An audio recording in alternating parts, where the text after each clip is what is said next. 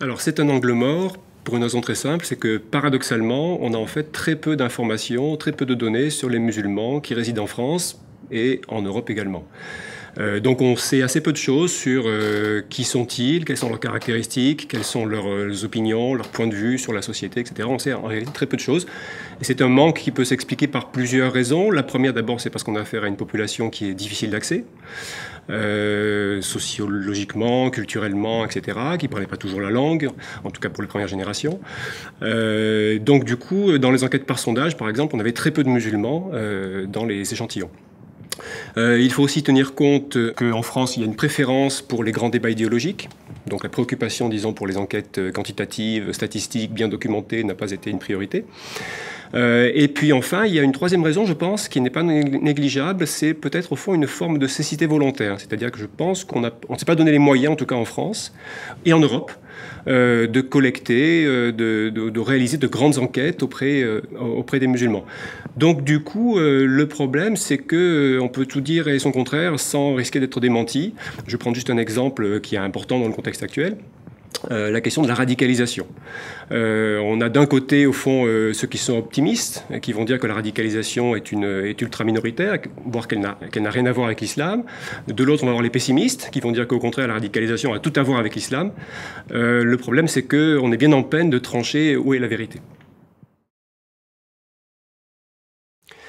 Alors c'est tout l'enjeu de cette note, parce qu'au fond, derrière cette question, il y a un enjeu très important, c'est au fond de savoir si la religion musulmane, en l'occurrence, a un rôle structurant. C'est-à-dire, est-ce que, au fond, les musulmans en Europe ont partout les mêmes caractéristiques, les mêmes valeurs, les mêmes opinions, etc. Au contraire, est-ce qu'il y a une grande diversité des profils, des logiques, etc.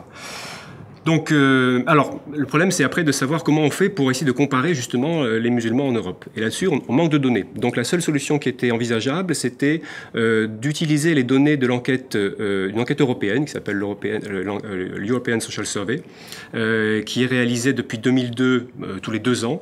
Et dans chaque enquête, on a très peu de musulmans, mais si on cumule l'ensemble de ces données, on arrive à avoir des échantillons, disons, assez satisfaisants. Alors, que montrent après ces résultats globalement? Elles permettent de dédramatiser la situation, d'abord, de rappeler que quand même les musulmans ne sont pas un monde à part, c'est pas une planète totalement déconnectée de ce qui se passe dans le reste de l'Europe.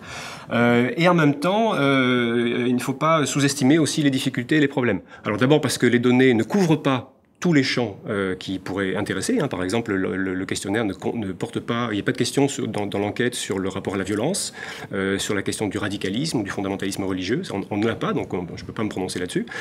Et puis par ailleurs, deuxième raison qui conduit aussi à être tempérée, c'est qu'on observe chez les musulmans des spécificités importantes, à la fois sur le plan religieux, sur le plan culturel, sur le plan politique, qui sont importantes. Alors clairement, les musulmans ne sont pas homogènes selon les différents pays européens.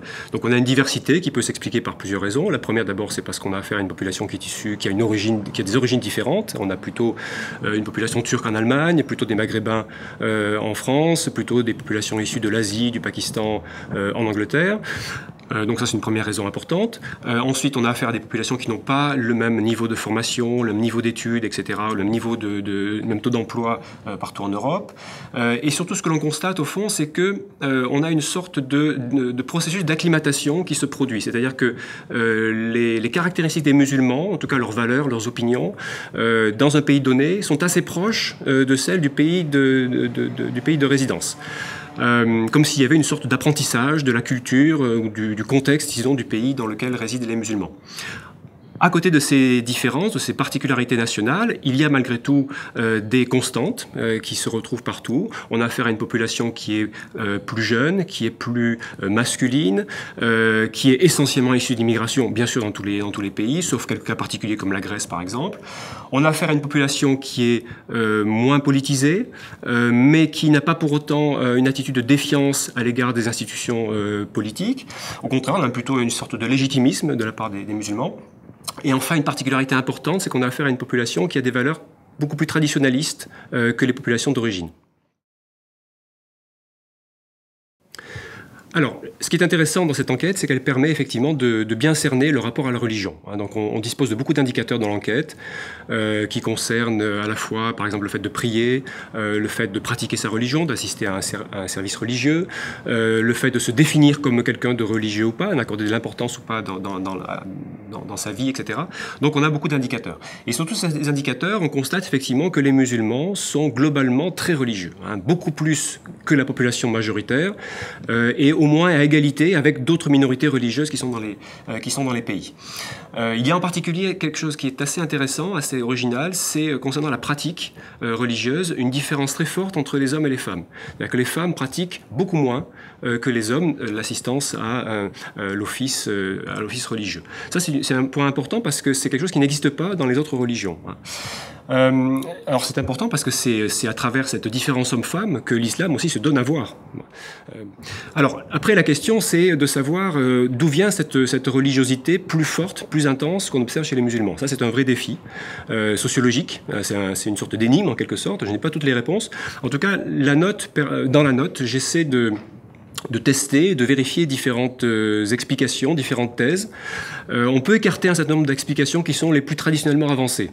Par exemple, on peut écarter les explications par l'origine sociale, par le niveau d'études. Ce sont des explications qui marchent assez peu. De même, l'explication par les discriminations, ce qui est souvent avancé. On estime souvent que les musulmans seraient plus religieux parce qu'il y aurait des discriminations, donc ça serait une sorte de réaction en quelque sorte. C'est pas très satisfaisant parce que les discriminations sont un phénomène très minoritaire en réalité dans la population, donc c'est pas un phénomène minoritaire qui peut expliquer une tendance majoritaire. De même, on peut aussi écarter l'explication par la police, puisque certains ont dit que c'est aussi l'attitude de la police qui conduit à se radicaliser ou à revenir vers sa religion. Donc toutes ces explications ne marchent pas très bien. D'autres explications marchent beaucoup mieux. Alors par exemple, on constate que la fragmentation ethnique des sociétés européennes a un lien avec le degré de religiosité. C'est-à-dire que plus on a affaire à une société qui est diversifiée sur le plan ethnique, plus la religiosité est forte. Ce qui peut assez bien s'expliquer parce qu'on a affaire à une sorte de logique de concurrence en quelque sorte et la religion devient un moyen d'affirmer une identité. Et par ailleurs, alors le point important de la note, c'est de vérifier la thèse d'un politologue américain qui s'appelle Ronald Inglehart, qui a avancé une thèse extrêmement audacieuse, mais en même temps très, très stimulante, sur ce qu'il appelle la sécurité existentielle. Donc il essaie de montrer qu'il y a un lien entre la sécularisation et la sécurité existentielle. C'est-à-dire qu'en gros, plus les personnes se sentent en sécurité physique ou sociale, et moins elles sont portées à se tourner vers la religion. Et cette thèse marche assez bien, on arrive à démontrer qu'elle correspond effectivement à une certaine réalité. Alors, pour répondre à la question d'abord, oui, effectivement, mais il y a même une hyper-politisation d'une minorité active, ça c'est clair. Cela dit, cette minorité n'est pas forcément significative de ce qui se passe dans l'ensemble de la population musulmane en Europe. Au contraire, on a plutôt affaire à une forme pas de dépolitisation, mais en tout cas de moindre politisation par rapport à la population majoritaire. Et c'est ce qu'on vérifie avec tout un tas d'indicateurs sur l'intérêt pour la politique, l'engagement politique, le rapport au vote, la capacité à se positionner sur l'axe gauche-droite, etc. Alors il y a un point sur lequel je voudrais particulièrement insister, c'est sur la question du vote. Parce qu'on constate que les musulmans sont beaucoup moins participatifs aux élections que le reste de la population et que les autres minorités. Et dans un rapport très important, pour donner un ordre de grandeur, en France, on doit avoir 46% des musulmans qui ont déclaré avoir voté aux dernières élections nationales, 46% des musulmans, contre 76% à peu près du reste de la population. Donc il y a un écart très important. Et en plus, il se trouve que cet écart est en réalité beaucoup plus important parce qu'il ne faut pas oublier qu'une grande partie des musulmans sont étrangers, donc ils ne votent pas. En France, il y a environ 30% des musulmans qui sont étrangers. Donc si on tient compte de cela, en réalité, il y a très peu de musulmans qui votent. Et donc ça, je pense que c'est un point important parce que c'est toute la question de l'intégration civique des musulmans en Europe qui est posée. Le débat sur l'intégration a tendance à se polariser sur les questions culturelles, sur les questions sociales. Il a tendance à oublier l'aspect politique. Or, cet aspect politique, il est peut-être au moins aussi important que l'aspect social.